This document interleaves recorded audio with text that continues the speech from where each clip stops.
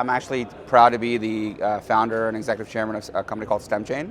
STEMchain came around from an idea with me and my co-founder probably about a couple years ago. We're trying to figure out how to get into the crypto token space. In January, we sat down and we finally said we need to do a land grab on some basis. STEM to us was very, very important. We were both immigrants coming to the United States. STEM gave us the platform and the opportunity to actually achieve success in our professional careers. And having done so, we said, you know what, let's really focus and create a crypto token that actually helps promote STEM, because without STEM, we wouldn't be sitting here talking about this. So with that singular mission, we built a business model within a couple of days. So that happened in the middle of January. We have a team of 8 that we got together in less than a month. We did our token generation event in February 8th of 2018. We had our first partner organization onboarded onto our platform by middle of March, and now we're up to 4 with 3 in pipeline and a white label opportunity happening. So within 6 months, we fully commercialized the crypto token. It's completely useful, and our partner organizations are receiving funds from the crypto community that we're actually growing on their behalf on a daily basis. Wow. So it's been really, really great. And so the reason why we've actually had success is that I think we actually articulated and synthesized a really great model for both the partner organizations as well as the crypto funders. And the way that we did that is that we actually said we're going to take 80% of all the tokens we generated on the Stellar network, which was 100 billion tokens, and we reserved 80% for the matching. Wow. So 10% is for working capital and 10% is for the founders and the team, but the rest of 80% really goes towards the good and creating the impact investment. We actually believe in this context that what we're trying to accomplish are $1 trillion returns of investment, because it's going to be multi-generational. If you think about it, I'm a STEM participant, so is my co-founder. Our kids are STEM participants. Their kids are going to be STEM participants. My parents were STEM related. Sure. So by generational impact, by having just those organizations even impact one person, you can have a multiplier effect generationally. Sure. Now, is the okay? So STEMchain, what is it? What value does it bring somebody that would is it a platform? It's a fully commercialized funding platform that we're actually live right now. You can go to our website at STEMchain.io and actually identify the partner organizations and their initiatives that you want to fund. The reason why it has incentive, and the incentive model is as follows. For crypto funders, right, who actually have probably recognized and a number of wealth opportunities in the last couple of years based upon the rise of crypto token values, they actually can naturally use their crypto tokens for good, right? So it's a different modality of just giving to whatever organization, but this is really focused on STEM organizations, which we believe probably touch most of the crypto funders out there. Hence STEMchain. STEMchain, so exactly. You guys are heavily focused in engineering projects. It's actually science, technology, engineering, and math. That's right, science, technology. And our partner organizations are actually siloed into 2 different buckets. Okay. One are organizations that actually promote participation in STEM. So one of our first organizations that we onboarded was a local organization called Coded by Kids. They do after-school coding instruction for recreational centers for inner city kids. So they actually introduce coding at a very young age and help them understand what that opportunity looks like. Incredibly valuable. Amazing, right? Think about that opportunity. Now you have an organization that actually now has access to a massive crypto funding community through STEMchain, and they actually have a matching algorithm or matching context as well, so that for every STEM coin they receive, it's matched by us.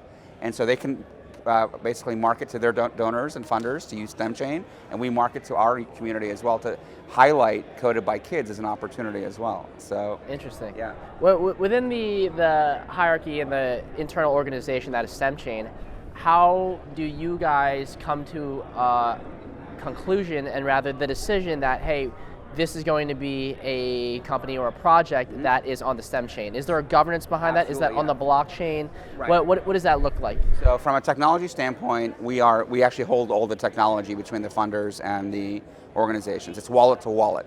So everything's done on the Stellar network. We actually act only as a client interface between a funder and an organization. However, to answer your question, the organization can't be a partner unless they actually meet specific criteria. And they actually have to have a history of success and impact. But after this criteria. Right, so we actually vet the organizations, sure. Then we actually enter into an agreement. So you guys vet their organizations personally, exactly. It all happens internally. Exactly. And is this like a board of governance? Is this a board of decision makers? It's our team who actually has experience in working in both the profit and nonprofit sectors for 20 years. I sat on a number of large boards. I've actually currently sit on the Rowan University Endowment. So having had that experience, understanding all the regulatory context of how an organization, a well-run organization looks like, we actually have diligence criteria that they actually have to meet. So we vet that internally, and then we present that to our funders saying, you don't have to do the work. Instead of going out and trying to find a pet project, we'll give you a directory of 25 credible organizations when we're building that directory and their initiatives and programs. I'm very curious because, and I'm sure this is something you get a lot, so this is a great time to address these concerns, right? So how do you, as a, sitting at a position of, okay, we can choose this company, and now these investors, we're telling these investors, don't worry about it, we vet it, trust us, look at our years of experience, you're fine, you're good, you're in good hands, they give them money. Where's the governance behind making sure that the companies that you guys put forth, there's no ulterior motives? Right, so for most often, the partner organizations are nonprofits, so they actually have their own reporting requirements with the IRS. But so is the NCAA, right? I understand that, I get that, but ultimately, but also we're looking for organizations that actually have the history of success, right? History of success, no negative press, no history of fraud or malfeasance or misfeasance on their donors' behalf. A donor community that actually is basically repetitive. So if in most opportunities in the nonprofit world, most of your donations from year to year are from the same donor pool. And if you actually veer off track off your mission, the donors leave, and they leave really quickly. So a lot of those diligence criteria come into play as we look at these organizations. More importantly, we're looking for organizations that are also apolitical on some basis. Sure. Right? We don't want to be divisive, we don't want to be derisive as well. So we want organizations that really their mission is stated to actually promote participation in STEM and how they do that in their programs. Absolutely. Or they actually perform STEM research. And the STEM research is actually meaningful in discovery for life sciences, manufacturing, technology, whatever the case may be. Absolutely. I think in terms of your mission, right, your mission statement, it's very impactful. It's a very powerful tool to enable projects that really need funding that meet that criteria, right? And you could set the criteria to be whatever it is, right? Right. And I guess I don't know what the tools are in place. Mm-hmm. I'm hearing this for the first time, but I'm curious, how do you internally make sure that all the members that are coming to this very important decision, right? Because there's no outside intervention.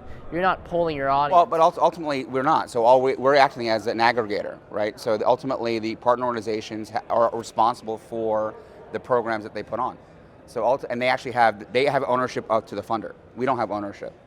So nothing comes through as a pass-through. All we do is basically connect people and use our platform as an interface to connect people. But you decide who gets connected? Well, no, we decide who actually is listed, and then the funders decide if they want to fund or not.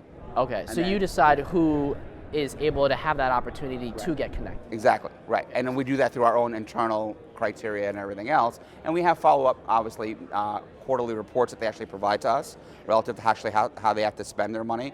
One of the significant incentives that we actually put in place for the funder was that we require all of our partner organizations to adhere to something called the Crypto STEM Initiative 100% guarantee. What that means is that every STEM coin they receive, including the match STEM coin, has to be used 100% for mission. And they have to report that to the donors and to us on a quarterly basis. Absolutely. So now we actually have a very, very granular way of understanding whether the organizations are actually being meaningful in the donations they actually receive. Was there ever a thought where, and this is very to the idea and culture of decentralization, right, where, instead of the internal governance body of all these experts with probably 100 years of experience or more, was there ever a thought where it's to say, okay, how about we let X amount of companies, decide to give their pitch, right? Projects to give their pitch. And then there is a decentralized governance in terms of which ones get picked and which ones don't meet the criteria. We thought about that model initially, and the model is very, very attractive and very, very, I guess, it's also attractive to the funding community as a whole from the ethos of blockchain. However, what we realized as well is that that takes a long time to scale, right? So, and we wanted to really deliver value immediately from the time we actually came into market. So, and that's why we chose a Stellar network, for example.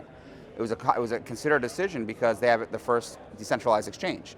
So from day one, when we generated our tokens, we can actually now basically buy and sell them, and the funders can buy them to fund. So basically, you didn't want to be in a position, or you couldn't be in a position where you needed to wait for people to be this governance because you needed to get people on the platform first. Right. So would this be something, exactly, so would this be something for the future? It could be. So that's something, and actually we talk about that on a regular basis internally.